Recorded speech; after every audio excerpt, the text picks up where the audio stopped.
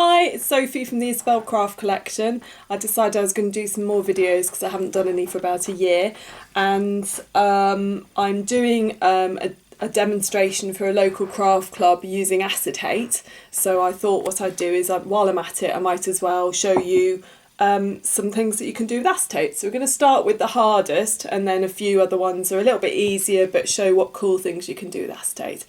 And it is something that's quite cheap. You can even use your inkjet printer acetate. It doesn't have to be craft acetate, but it tends to be a bit thinner, so it's quite good to get to the more robust acetate, but it's really up to you. Okay, so what I started with was a card blank. I love these shaped ones, they're really cool.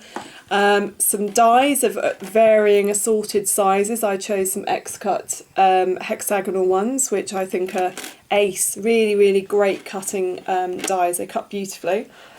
Piece of acetate and some various bits of white card, and then some pattern paper.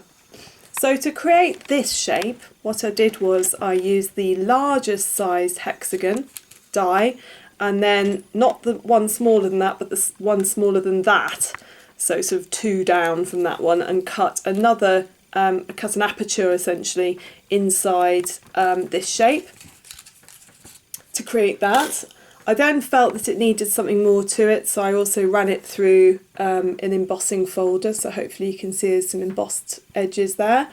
And then I used the second smallest die to cut an acetate shape, basically. So a slightly basically it's slightly bigger than this little aperture inside, just slightly bigger, because what I'm going to be doing is I'm going to be gluing this on the inside. So basically this is not a shaker card, it's like a shaker section to put on top of the card, so it's slightly different from what's often done. Okay, so I'm going to put lay it down on it front down, and then I'm going to use my trusty Cosmic Shimmer glue, and what I'm going to do is I'm going to put glue around as close to the inside of the aperture as I can, and then I'm going to glue down the acetate. So now what you've essentially got is you've got a section with acetate in the middle of it. Okay.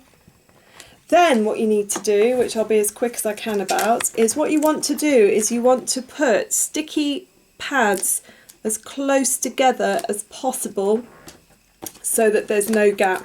Okay, so move these all round the outside. As long as there's no gaps, you should be all right. Okay, so I'm just going to do it as quickly as possible. Okay, so if I move these as round as much as possible, ideally use slightly smaller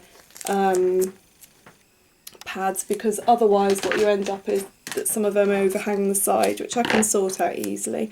Okay, so as long as there's not too many gaps, you're all right. So I'm going to put all these on the inside. Okay, so get them as close as possible. Keep going right up to that. Okay, got to be butted right up next to each other. Okay, so we're nearly done. And then one teeny tiny one. You can rip this actually and shove it in there. Okay, so now I'm going to peel off all the bits of the covers, basically, of the sticky foam pads. Okay. I'm doing this as super speedily as possible. All the other videos won't have quite as long a section in them as this one. It's just that in some ways I think you need to see it from start to finish. It's no point in saying, ta-da, here it is done, without you understanding how it all fits together. So there's all the sort of covering of the sticky pads off. Okay. And then, because I couldn't for the life of me find any sort of glitter and only found it at a later stage, what I did was, what you can sometimes put in shaker cards is little punched out shapes. So I just used, I think I got this from Asda years ago, like just a little punch, it's like in the shape of a car, and I punched it lots of times and created lots of little hearts, basically. And what you do is you put them in the centre. And then the piece of pattern card that I cut earlier, you carefully align it up and put it over the top. And astonishingly, apart from a silly jotted out bit here, which I can easily cut off, what you now have is a shaker card basically. So what you've got is you've got an aperture, you've got the acetate which holds whatever you want to put inside there in, you've got pattern paper on the back, and essentially you've got a shaker card.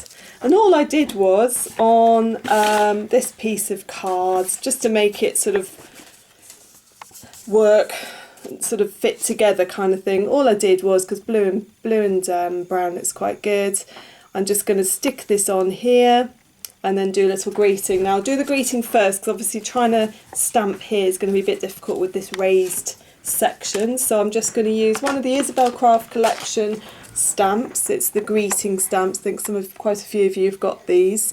And here's the thank you. I'm going to use the thank you one. So I tend to use Memento ink. These are photopolymer stamps, so they take ink nicely.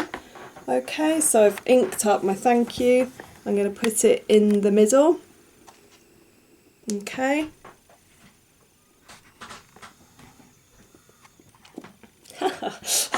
Cool, that actually worked. I missed a bit and then managed to line it up.